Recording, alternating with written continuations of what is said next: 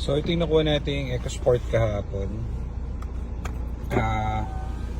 Nabuhay na natin yung mga ilaw niya kasi nilagyan ng parang plasterin dito.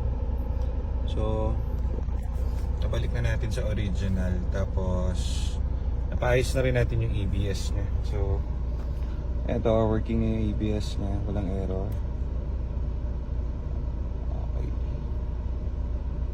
ayan, wala nang error yung ABS niya, so working na siya.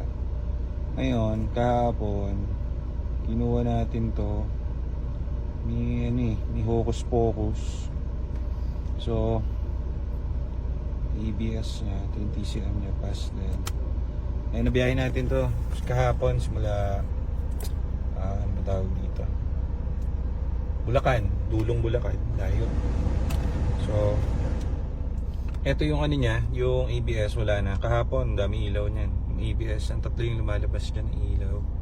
Nagma-malfunction din tong trano nito kasi connected sa ABS yan nagle-limp mode siya. So dapat talaga mawala yung ABS. Tapos ginawa natin yung ABS niya, repair natin yung module. Ito, patay natin.